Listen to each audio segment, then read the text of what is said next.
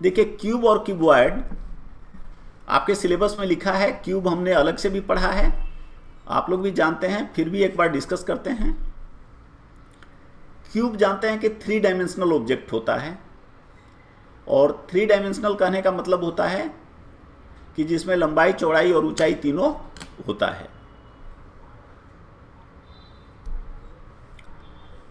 तो कोई भी क्यूब अगर है इस तरह का होता है,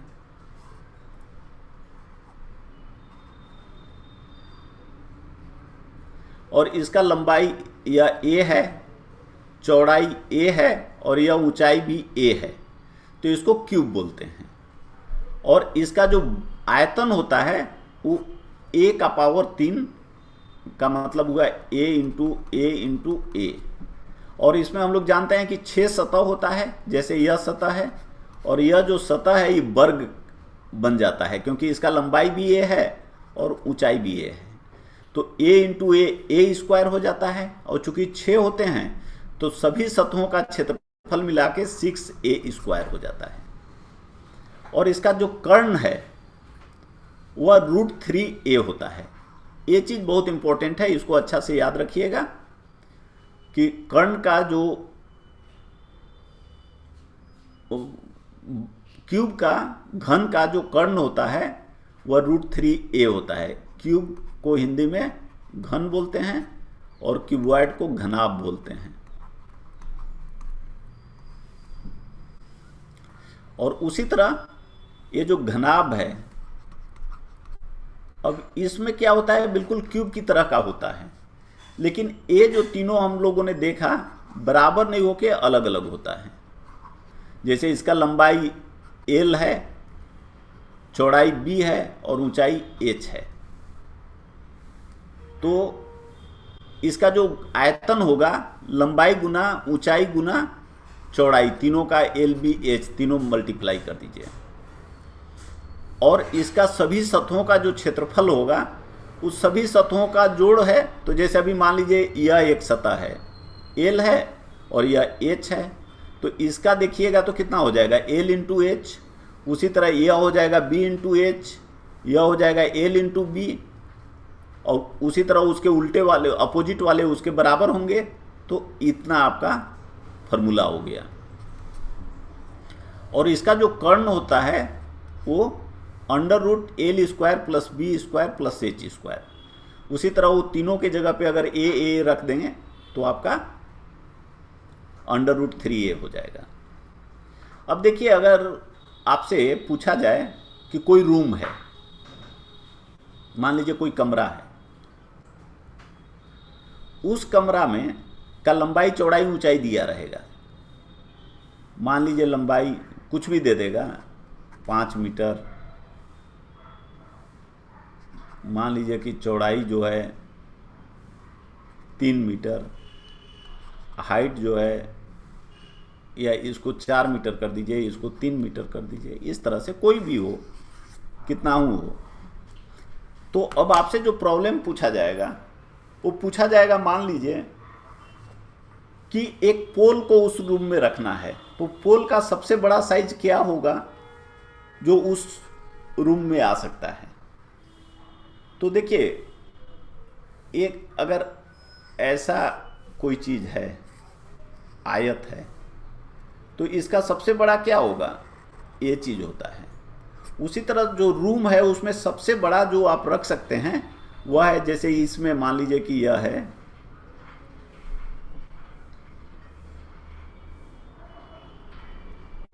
अगर इस तरह से है,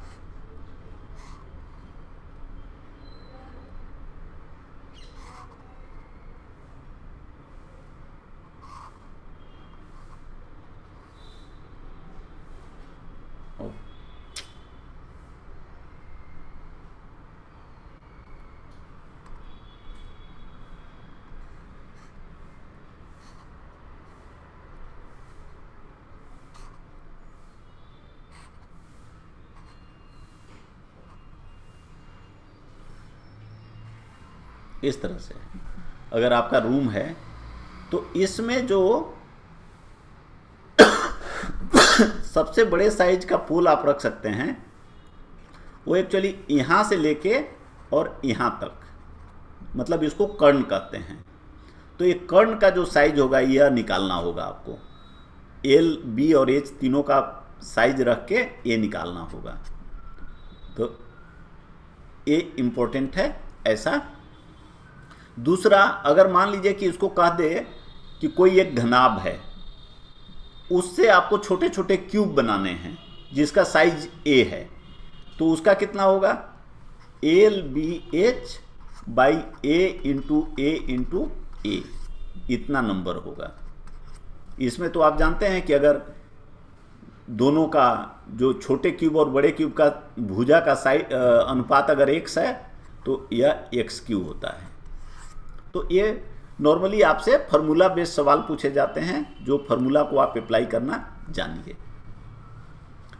अब देखिए, इसको कहते हैं राइट सर्कुलर कोन, इसको हिंदी में बोलते हैं शंकु। यहाँ लिखा हुआ है लेकिन दिखाई नहीं दे रहा है, शंकु। जैसे आप देखते हैं कि लोग किरासन तेल वगैरह नापने के लिए जो यूज करते हैं वो नॉर्मली इस शेप का होता है।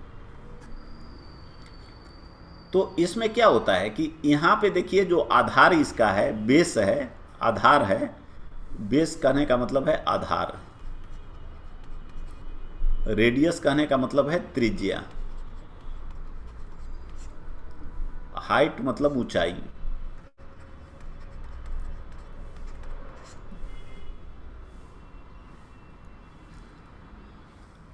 तो यह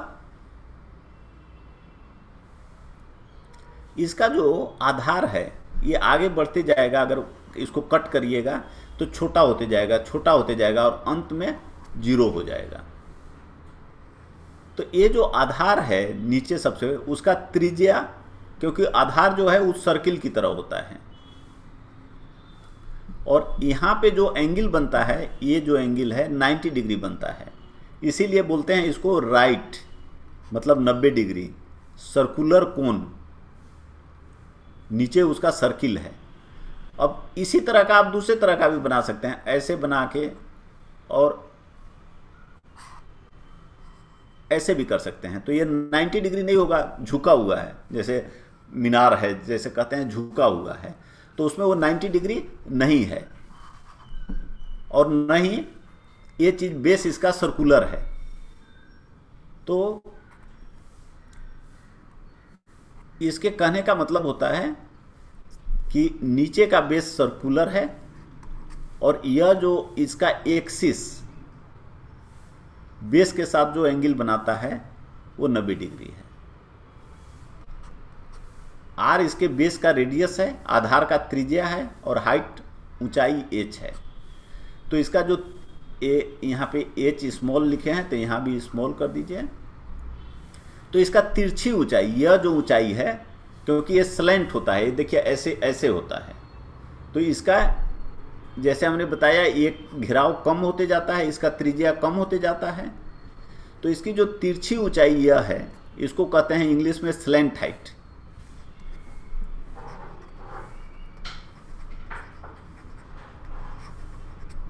तिरछी ऊंचाई, इसका वैल्यू होता है R square plus H square का अंडर रूट। आयतन होता है 1/3 पाई आर स्क्वायर, और ये जो वक्र सतह है, जो ये वाला एरिया है, कर्व्ड सरफेस बोलते हैं अंग्रेजी में, उसका जो क्षेत्रफल होता है वो पाई आर एल होता है। आधार का क्षेत्रफल आप जानते हैं ब्रीथ है तो पाई आर स्क्वायर होता है, और कुल सतहों का क्षेत्रफल उन दोनों को जोड़ दीजिए तो आपका इतना आ जाएगा। तो इसमें यह समझना है कि दो तरह के सतह होते हैं, एक वक्र होता है और नीचे एक आधार होता है, प्लेन होता है, और ये दोनों का क्षेत्रफल इतना और इतना होते हैं, दोनों को जोड़ने से पूरा निकलेगा। बेलन, अब वहां पे क्या हो रहा था, वहां पे देखिए इस तरह का हो रहा था, ऐसे कि आप ऊपर जब जा रहे थे तो इसका जो आधार था यह जो है ये कम होते जा रहा था घेराव, लेकिन अगर ये कम नहीं होके ऐसे ही रहता, ऐसे बराबर नीचे से लेके ऊपर तक, यहाँ जितना इसका आधार पे जितना त्रिज्या है उतना ही यहाँ पे टॉप पे भी है, तो इसको बेलन बोलते हैं। जैसे घर में हम लोग जो बेलन रखते हैं रोटी बनाने के लिए, उसका शेप, लेकिन उसके दोनों तरफ हाथ को पकड़ने के लिए कट करके ये बना दिया जाता है, तो उसका शेप अलग हो जाता है। अदरवाइज बेलन का शेप इसी तरह का होता है। जैसे ग्लास होता है ऊपर से नीचे तक, तो वह बेलन के आकार का होता है। तो इसका जो आयतन होता है, ये नीचे का एरिया है, और चूंकि ये सब जगह इतना ही है इसलिए उसी में हाइट से गुना कर देते हैं। और ये चूंकि कम हो रहा था, तो अगर आप देखिए कि शंकु एक पार्टिया है, दूसरा पार्टिया और तीसरा पार्टिया, इसीलिए जो शंकु का आयतन होता है उसमें 1/3 से गुना कर देते हैं, इतना को कम हो जाता है। और वक्रीय क्षेत्रफल जो है वो होता है 2πRh, मतलब सर्किल ऐसे होता है, ऐसे, तो इसी पे ऊपर उठा हुआ है। अगर आप इसको कट कर दीजिए ऐसे, तो पूरा कपड़ा खुल जाएगा, और वो क्या बन जाएगा, ये ऐसा बन जाएगा।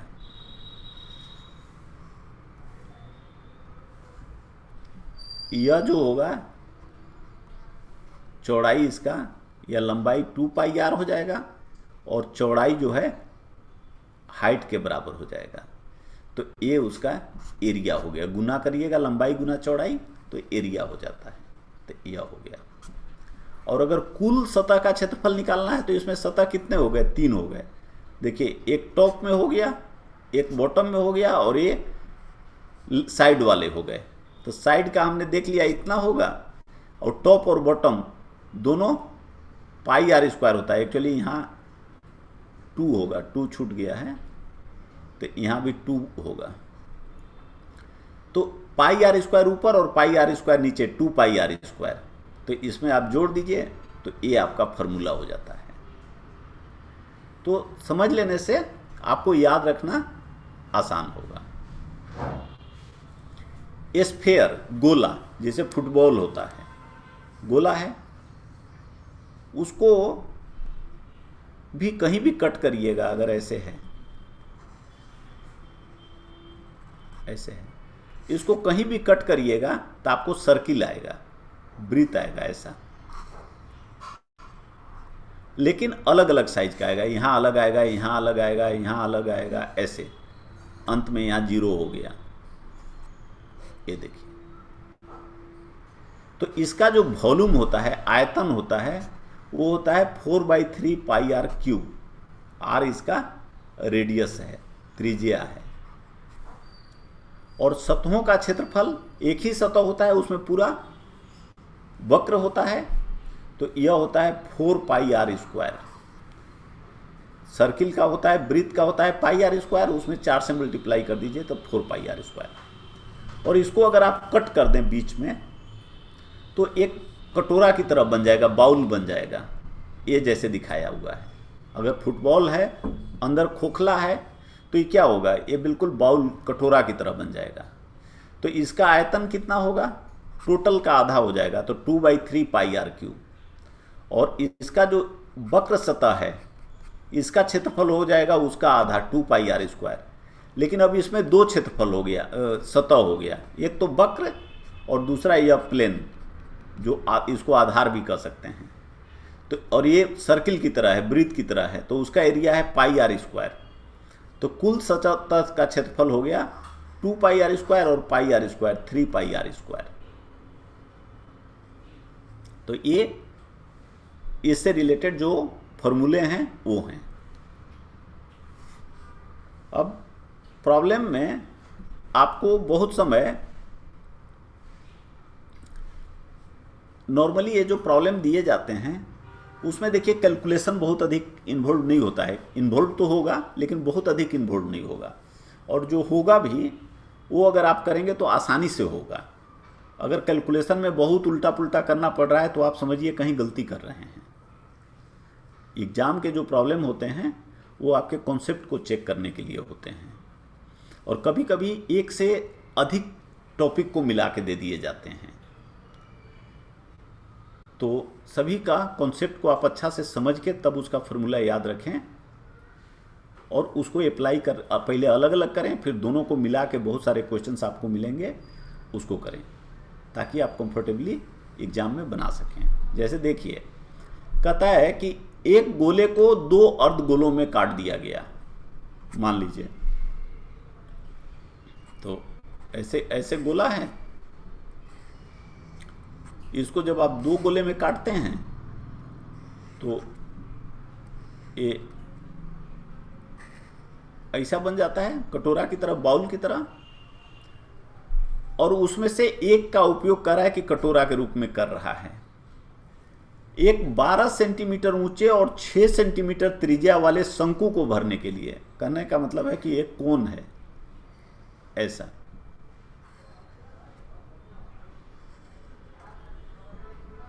ये इसका हाइट जो है दिया हुआ है और त्रिज्या दिया हुआ है। सॉरी,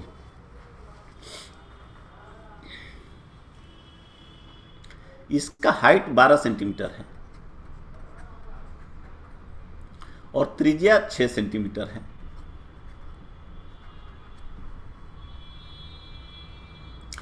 अब कह रहा है कि ऐसे ऐसे 8 कटोरा पानी की जरूरत पड़ती है इसको भरने के लिए। तो एक जो गोला है उसका आपको त्रिज्या निकालना है।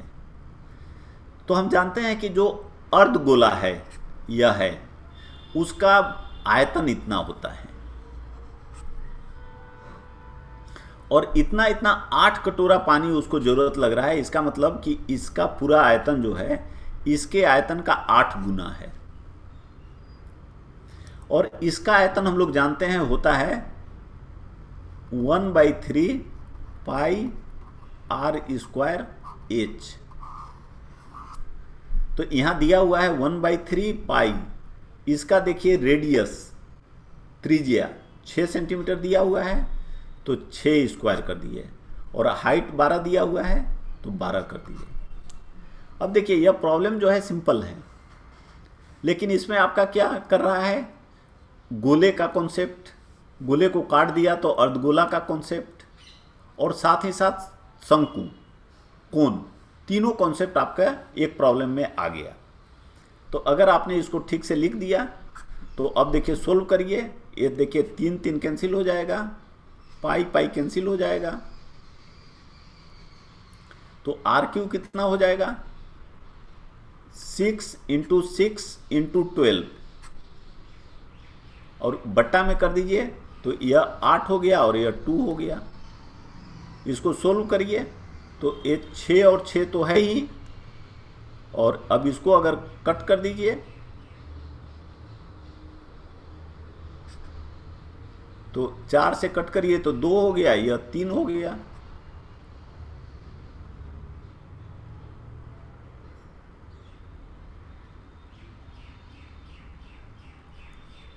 यहाँ पे देखिए लगता है थोड़ी गलती हुई है लिखने में, तो इसको हम लोग ठीक से देख लेते हैं। यह 8 है, 2/3 पाई RQ बिल्कुल ठीक है, 1/3 पाई 6 स्क्वायर, क्योंकि त्रिज्या 6 है और हाइट 12 है, तो हमें RQ का वैल्यू निकालना है। तो देखिए क्या क्या कट गया, यह 3 3 कैंसिल हो गया, यह पाई पाई कैंसिल हो गया, तो RQ कितना हो गया, 6 × 6, 6 स्क्वायर है, इंटू 12/8 × 2। अब देखिए 4 से कट करिए तो यह हो गया 4, और यह यहां पे हो गया 2। अब ये 2 से कट करिए तो यह हो गया 3, और यह 2 से कट करिए तो यह हो गया 3।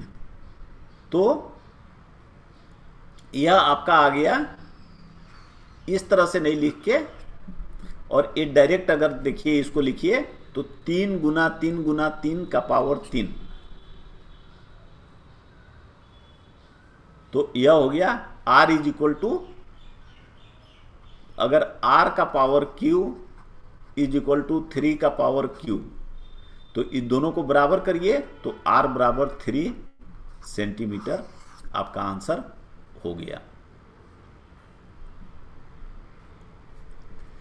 अब दूसरा प्रॉब्लम है, कहता है कि मान लीजिए कि कोई कमरा है, उसकी लंबाई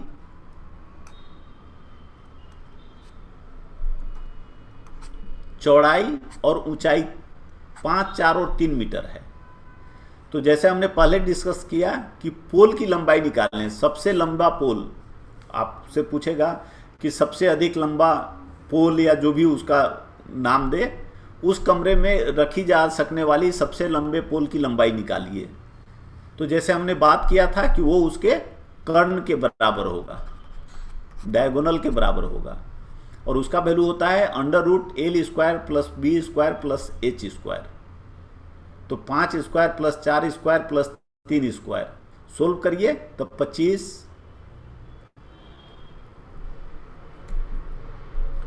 4 का स्क्वायर करिएगा तो 16, 3 का स्क्वायर कीजिएगा 9, ये भी 9 25 हो गया, और 25 जोड़िए 50 हो गया।